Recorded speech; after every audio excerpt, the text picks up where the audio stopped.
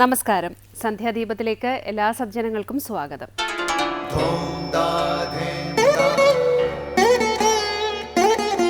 ശുഭം ഭവതു കല്യാണമായുസാരോഗ്യവർദ്ധനം സർവദുഃഖ വിനാശായ സന്ധ്യാദീപം നമോസ്തുതേ. നാമം ജപായനം പുണ്യം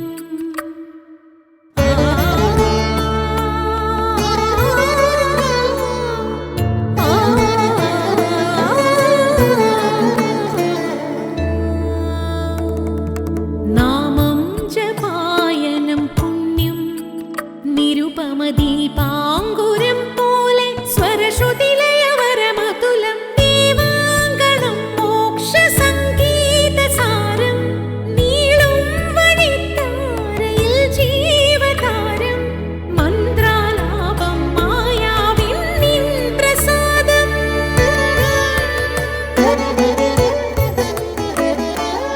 ഇരുൾ നീങ്ങിയുണരുന്ന തെളിനാളദീപം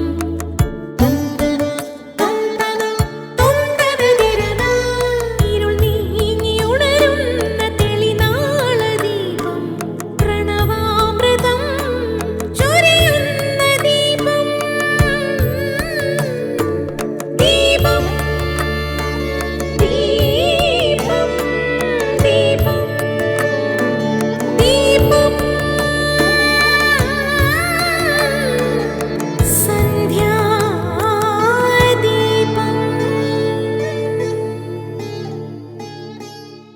ഇന്ന് കുചേല ദിനം.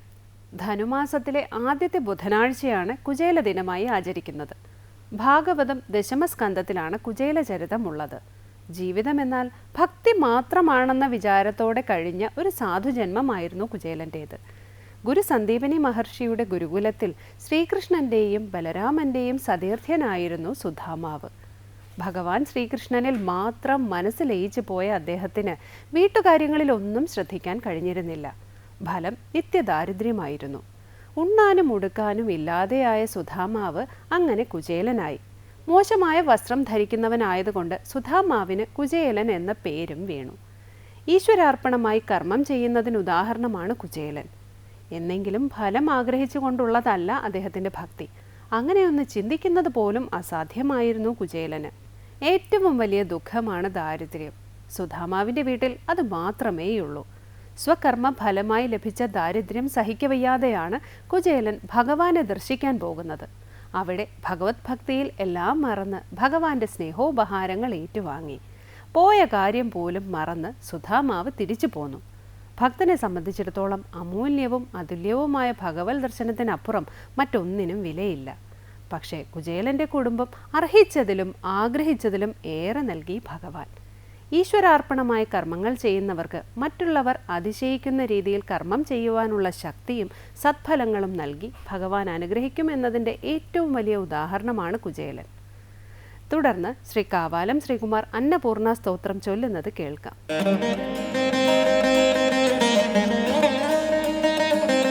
ക്ഷത്രത്രാണകരി മഹാഭയകരി മാതാ കൃപാസാഗരി സർവാനന്ദകരി സദാശിവകരി വിശ്വേശ്വരി ശ്രീധരി ദക്ഷാക്രന്ദകരി നിരാമയകരി കാശീപുരാധീശ്വരി ഭിക്ഷാം ദേഹി കൃപാവലംബനകരി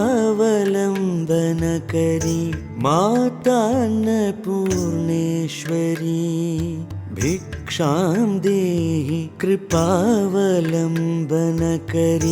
മാതാന്നപൂർണേശ്വരി ക്ഷത്രത്രാണകരി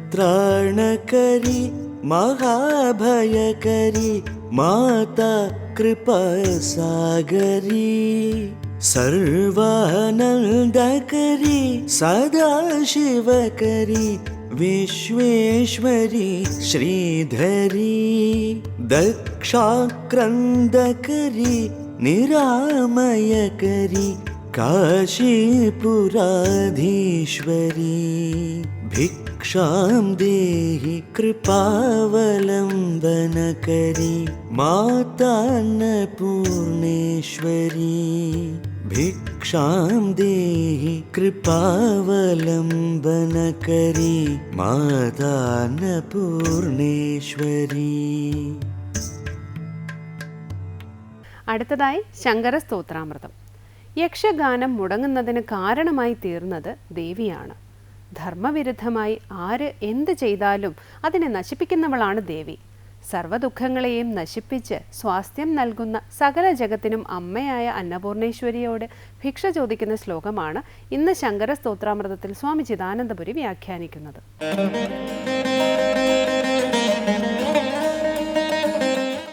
അന്നപൂർണ സ്തോത്രത്തിൽ 10ാമത്തെ ശ്ലോകമാണ് നമ്മൾ ശ്രദ്ധിക്കുന്നത്. ക്ഷത്രത്രാണകരി മഹാഭയകരി മാതാകൃപാസാഗരി സർവാനന്ദകരി സദാശിവകരി വിശ്വേശ്വരി ശ്രീധരി ദക്ഷാക്രന്ദകരി നിരാമയകരി കാശീപുരാധീശ്വരി ഭിക്ഷാം ദേഹി കൃപാവലംബനകരി മാതാന്നപൂർണേശ്വരി. സർവാനന്ദകരി, എല്ലാവർക്കും ആനന്ദത്തെ ചെയ്യുന്നവൾ. സദാശിവകരി, എപ്പോഴും മംഗളത്തെ ചെയ്യുന്നവൾ അഥവാ സദാശിവനെ ചെയ്യുന്നവൾ. താത്പര്യം ശക്തിയുക്തനാകുമ്പോഴാണ് ശിവൻ കാര്യത്തെ ചെയ്യുന്നത്. അല്ലാത്ത പക്ഷം സ്പന്ദിക്കാൻ പോലും ശക്തനല്ല. അതുകൊണ്ട് സദാശിവനെ ചെയ്യുന്നവളെന്നും പറയാം. തുടർന്ന് വിശ്വേശ്വരി, ഈ പദം നേരത്തെയും നമ്മൾ ശ്രദ്ധിച്ചതാണ്. വിശ്വത്തെ മുഴുവൻ ഈശനം ചെയ്യുന്നവൾ, വിശ്വത്തിന് മുഴുവൻ ഈശ്വരിയായവൾ, നിയാമക ശക്തി ഭാവത്തോടു കൂടിയവൾ എന്നർത്ഥം. വിശ്വം എല്ലാമാണ് സൃഷ്ടി സ്ഥിതി പ്രളയ ഭാവങ്ങളെല്ലാം ചേർന്നത്, അഥവാ ഊർധ്വ മധ്യമ അധോലോകങ്ങളെല്ലാം ചേർന്നത്. വിശ്വം സമസ്തമാണ്. അപ്പോൾ വിശ്വം എന്നുള്ളതിന് ലോകം എന്നർത്ഥമെടുക്കാതെ വിശ്വം എന്നുള്ളതിനെല്ലാം എന്നർത്ഥമെടുത്താൽ എല്ലാത്തിനെയും നിയന്ത്രിക്കുന്നവൾ, എല്ലാത്തിനെയും ഈശനം ചെയ്യുന്നവൾ വിശ്വേശ്വരി. ശ്രീധരി, ശ്രീയെ ഐശ്വര്യത്തെ ധരിക്കുന്നവൾ, സകലർക്കും സകല ഐശ്വര്യങ്ങളെയും പ്രദാനം ചെയ്യുന്നവൾ ശ്രീധരി. ദക്ഷാക്രന്ദകരി, ദക്ഷനെ നശിപ്പിച്ചവൾ. ഇവിടെ ദക്ഷനെ നശിപ്പിച്ചവൾ എന്ന് പറയുമ്പോൾ ദക്ഷയാഗത്തെ നശിപ്പിച്ചവൾ എന്നെടുക്കണം. ദക്ഷയാഗനാശത്തിന് നിമിത്തമായി തീർന്നവൾ. അവിടെ വളരെ ശ്രദ്ധേയമായിട്ടുള്ള ആശയം, ദക്ഷപുത്രിയായ ദാക്ഷായണി സതി ദക്ഷയാഗത്തിന് നാശം ചെയ്യുന്നവളായി തീർന്നു, അഥവാ അതിന് നിമിത്തമായി തീർന്നു. സതി ഒരു യാഗത്തെയും നശിപ്പിച്ചിട്ടില്ല. പക്ഷേ സമ്പ്രദായ വിരുദ്ധമായി, ധർമ്മവിരുദ്ധമായി സ്വന്തം അച്ഛൻ പ്രവർത്തിക്കുന്നത് കണ്ടപ്പോൾ, അതിനാൽ അപമാനിതയായപ്പോൾ സ്വയം യോഗാഗ്നിയിൽ ശരീരം ഉപേക്ഷിച്ചു. അതോടുകൂടി ശിവഭൂതഗണങ്ങൾ ദക്ഷയാഗത്തെ നിശേഷം നശിപ്പിച്ചു, ദക്ഷനെയും ശിരച്ഛേദം ചെയ്തു. താത്പര്യം, സ്വന്തം അച്ഛനായാൽ പോലും ധർമ്മവിരുദ്ധമായ പ്രവർത്തനം ചെയ്യുമ്പോൾ, അല്ലെങ്കിൽ സമ്പ്രദായ വിരുദ്ധമായ പ്രവർത്തനം ചെയ്യുമ്പോൾ, ശ്രദ്ധാവിരുദ്ധമായ പ്രവർത്തനം ചെയ്യുമ്പോൾ അതിനെ നശിപ്പിക്കുന്നവളായി ദേവി സ്വയം തീരുകയാണ്. ഇത് ശ്രദ്ധേയമായ ഒരാശയമാണ്. ആരെന്നുള്ളതല്ല, എന്തെന്നുള്ളതാണ് മുഖ്യം. എന്ത് ചെയ്യുന്നു? ഹവിർഭാഗങ്ങൾ സർവർക്കും സമർപ്പിക്കുമ്പോൾ നിയമങ്ങളെ മുഴുവൻ ലംഘിച്ചുകൊണ്ട് ശിവനുള്ള ഹവിർഭാഗം നൽകാത്തത് അത് ഒരു വ്യവസ്ഥയെ ലംഘിക്കലാണ്. ആ വ്യവസ്ഥയെ ലംഘിക്കുന്നതിലൂടെ ശിവനെ അപമാനിക്കാനാണ് ദക്ഷൻ ശ്രമിച്ചതെന്നുള്ളത് വേറെ വിഷയം. എന്നാൽ വ്യവസ്ഥ അവിടെ ലംഘിക്കപ്പെടുമ്പോൾ ആ യാഗമേ നശിപ്പിക്കപ്പെടുന്നു. അതിന് ഹേതുഭൂതയാകുന്നവൾ ദക്ഷാക്രന്ദകരീ നിരാമയകരീ. ആമയം രോഗമാണ്, ആമയം ദുഃഖമാണ്. അപ്പം നിരാമയം എന്ന് പറഞ്ഞാൽ സർവദുഃഖരഹിതമായ അവസ്ഥ, സർവരോഗരഹിതമായ അവസ്ഥ, സ്വാസ്ഥ്യം, സ്വസ്ഥത എന്ന് പറയാം. ഈ സ്വാസ്ഥ്യത്തെ നൽകുന്നവൾ, രോഗരഹിതമായ ദുഃഖരഹിതമായ ഭാവത്തെ നൽകുന്നവൾ ആരോ അവൾ നിരാമയകരീ. ഇങ്ങനെ ദേവീനാമങ്ങളെ പറഞ്ഞിട്ട് എല്ലാ ശ്ലോകങ്ങളിലും ഉള്ളതുപോലെ തന്നെ തുടരുകയാണ്.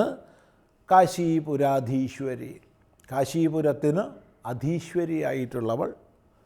കാശീപുരത്തിന് നാഥൻ വിശ്വനാഥനാണ്.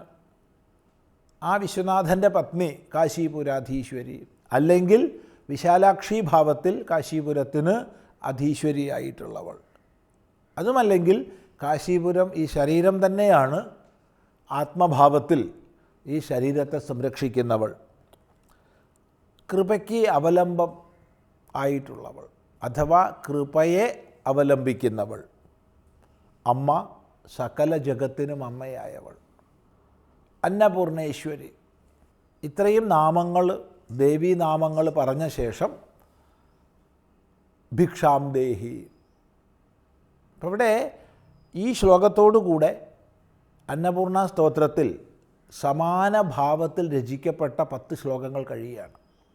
ഈ 10 ശ്ലോകങ്ങളിലും വളരെ ശ്രദ്ധേയമായിട്ടുള്ളത്, സാധാരണ നമ്മളൊരാളോട് പ്രാർത്ഥിക്കുമ്പോൾ പേര് വിളിച്ച് പ്രാർത്ഥിക്കുക ചെയ്യുക, സംബോധന ചെയ്തിട്ട്. എന്നാൽ ഇവിടെ ഒന്നുപോലും സംബോധനയില്ല, എല്ലാം ദേവീനാമങ്ങളെ പറയുകയാണ്. അപ്പം ദേവീനാമങ്ങളെ ചൊല്ലിക്കൊണ്ട് സഞ്ചരിക്കുന്ന ഒരു ഭിക്ഷു, ആ ഭിക്ഷു ഭിക്ഷാടനം ചെയ്യുന്ന വാക്യങ്ങളാണ് ഭിക്ഷാം ദേഹി എന്നുള്ളത്. അല്ലാതെ ദേവിയോട് ഭിക്ഷയ്ക്ക് യാചിക്കുകയല്ല. ഇതിനു മുമ്പ് നമ്മൾ ഗിരിജാദശകം എന്ന് പ്രസിദ്ധമായ അന്നപൂർണ സ്തോത്രം പഠിച്ചിരുന്നു. അവിടെ ദേവിയോടാണ് ഭിക്ഷയ്ക്ക് യാചിക്കുന്നത്, ദേവിയെ സംബോധന ചെയ്തിട്ടാണ് ഭിക്ഷയ്ക്ക് യാചിക്കുന്നത്. ഇവിടെ ഒന്നുപോലും സംബോധനയില്ല. അപ്പോൾ ഭിക്ഷാടനം ചെയ്യുന്ന ഭിക്ഷു നാമം ജപിച്ചുകൊണ്ട് മുന്നോട്ട് പോകണം എന്നൊരു സന്ദേശം ഇവിടെ നൽകപ്പെടുന്നു. പ്രാർത്ഥന ഭിക്ഷാം ദേഹി എന്നുള്ളത്. ഇങ്ങനെ സമാന സ്വഭാവത്തിലുള്ള 10 ശ്ലോകങ്ങൾ പൂർത്തിയാവുകയാണ്. തുടർന്ന് 2 ശ്ലോകങ്ങൾ കൂടിയുണ്ട്, അത് നമുക്ക് അടുത്ത പ്രാവശ്യം ചിന്തിക്കാം.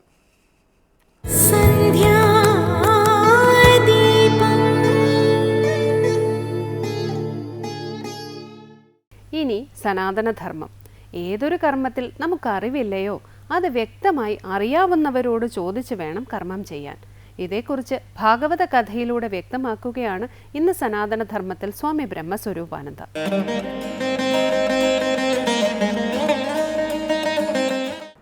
ഓം നമോ ഭഗവതേ വാസുദേവായ. എല്ലാവർക്കും എൻ്റെ പ്രണാമം. അംബരീഷ ചരിതത്തിൽ പറയുകയാണ്, ആര്യരാധായുഷു കൃഷ്ണം മഹിഷ്യ തുല്യശിലയാ ശീലയാ യുക്ത സംവത്സരം വീരോ ദധാര ദ്വാദശീവ്രതം. തുല്യശീലയാ മഹിഷ്യ, തുല്യ സ്വഭാവമുള്ള മഹാരാജ്ഞിയോട് എന്ന് പറഞ്ഞു കഴിഞ്ഞാൽ രാജാവിന് എപ്രകാരം വിഷ്ണുഭക്തിയുണ്ടോ അപ്രകാരം തന്നെ പത്നിക്കും വിഷ്ണുഭക്തി ഉണ്ടായിരുന്നു എന്നർത്ഥം. രണ്ടുപേരും ഒരുമിച്ചായിരുന്നു വ്രതങ്ങളെടുത്തിരുന്നത്. ചേർന്നവനായിട്ട്, അങ്ങനെ യുക്തനായിട്ട് കൃഷ്ണനെ, കൃഷ്ണഭഗവാനെ ആര്യരാധായുഷു ആരാധിപ്പാൻ ആഗ്രഹിക്കുന്ന വീരൻ സംവത്സരം ദ്വാദശി വ്രതം, ഒരു സംവത്സരം കൊണ്ട് പൂർത്തിയാകുന്നതായിരിക്കുന്ന ദ്വാദശി വ്രതത്തെ ധരിച്ചു, എടുത്തു എന്നർത്ഥം. ഇവിടെ പറയാണ്, ഭഗവാന്റെ ചക്രപ്രഭാവം, ഭഗവാന്റെ സുദർശന ചക്രത്തിൻ്റെ പ്രഭാവത്തെ അംബരീഷ മഹാരാജാവിൽ എപ്രകാരമാണോ പ്രകാശിച്ചിരുന്നത് അതാണ് ബ്രാഹ്മണശാപത്തെ പോലും ഇല്ലാതാക്കിയത്. ആ ബ്രാഹ്മണശാപം ഇല്ലാതാക്കിയിരിക്കുന്ന ചക്രപ്രഭ എങ്ങനെയാണ് ആ ബ്രാഹ്മണ ശാപം ഉണ്ടായത്, ആരായിരുന്നു ആ ശപിച്ചത് ആരായിരുന്നു എന്നുള്ള കാര്യങ്ങളൊക്കെ ഒന്നും കൂടെ വിശദമാക്കുകയാണ്. ഇന്ദ്രിയങ്ങളുടെ വിഷയങ്ങളായിരിക്കുന്നവയെ സഹജ ശത്രുക്കളായിട്ട് കണ്ട ആളാണ് അംബരീഷൻ. ഇത് ഓരോ ഭക്തന്മാർക്കും അവരുടെ ശത്രുക്കളെന്ന് പറയുന്നത് അന്യ വ്യക്തിയല്ലായിരുന്നു. വിഷയങ്ങളുടെ പുറകെ പോകുന്ന ഇന്ദ്രിയ മനസ്സുകളായിരുന്നു.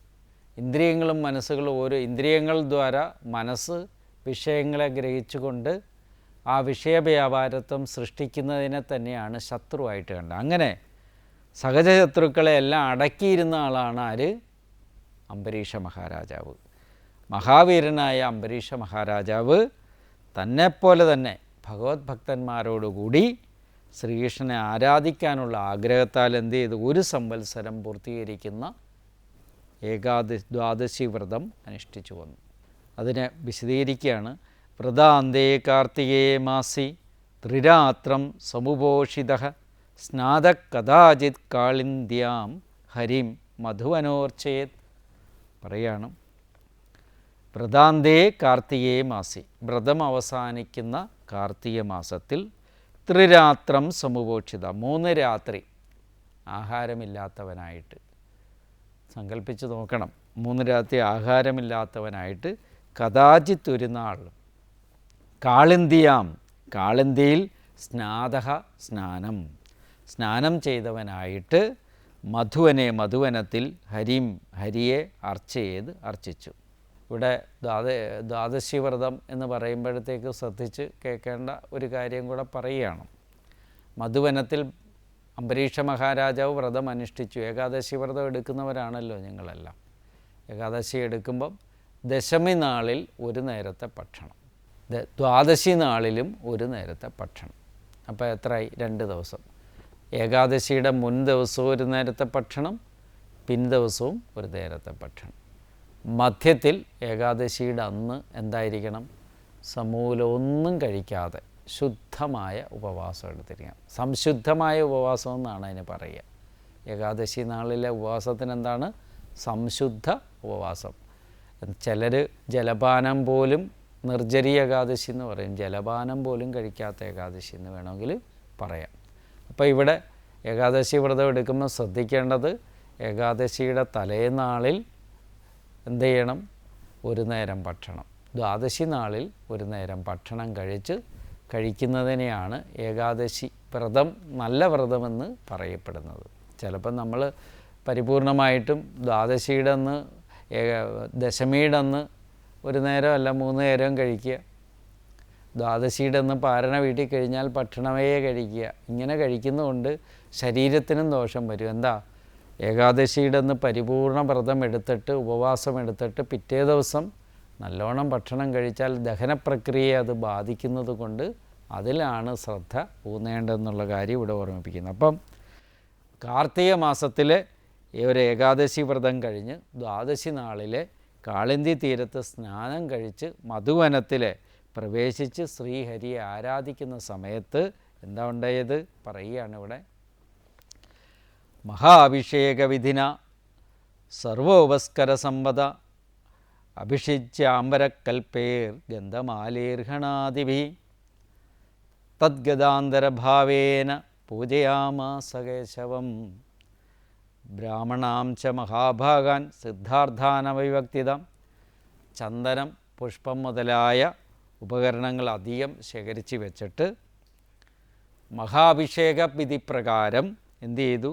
അഭിഷേകം ചെയ്ത ശേഷം, ഭഗവാൻ അഭിഷേകം ചെയ്ത ശേഷം വസ്ത്രാലങ്കാരങ്ങൾ വിഗ്രഹത്തിൽ ചാർത്തി അർഹ്യം, പാദ്യം, ആചമനീയം, ധൂപം, ദീപം എന്നു മുതലായ കൊണ്ട് പഞ്ചോപചാരങ്ങൾ കൊണ്ട് ശ്രീഹരിയെ പൂജിച്ചു. പഞ്ചോപചാരങ്ങൾ കൊണ്ട് ശ്രീഹരിയെ പൂജിച്ചിട്ട് മനസ്സിനെ ഹരിചരണകമലങ്ങളിൽ അങ്ങനെ ഉറപ്പിച്ചു വെച്ചു എന്നാണ് ഈ ശ്ലോകത്തിൻ്റെ സാരാംശം. ഭഗവത് കാരുണ്യത്താൽ സർവാഭീഷ്ടങ്ങളും സാധിച്ചിരിക്കയാൽ ഒന്നിന്മേലും ആഗ്രഹമില്ലാത്ത പരിശുദ്ധമായിട്ട് ഭഗവാനിൽ മാത്രം മനസ്സിനെ നിയന്ത്രിച്ച് നിർത്തിയ കഠിന വ്രതചാരി എന്നാണ് പറയുന്നത്. ഉത്തമ ഭക്തൻ എന്ന് വേണമെങ്കിൽ പറയാം. ഭക്തന്മാരെ 3ആയി തിരിച്ചിട്ടുണ്ട്. ഉത്തമൻ, മധ്യമൻ, അധമൻ. അതിലെ ഉത്തമ ഭക്തിയുടെ ഉദാഹരണമാണ് ഈ അംബരീഷൻ്റെ കഥ.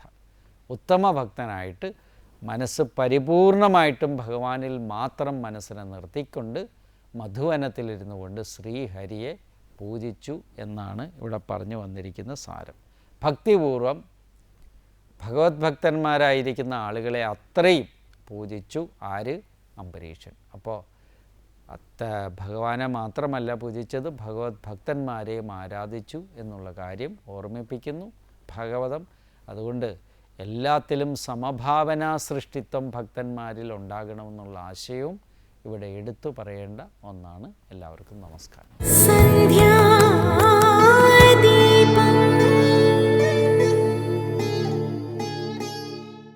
അടുത്തതായി ദീപാരാധനയാണ്. ക്ഷേത്ര സന്നിധിയിലെത്തി മംഗളാരതി തൊഴുത് ഇന്നത്തേക്ക് മടങ്ങാം.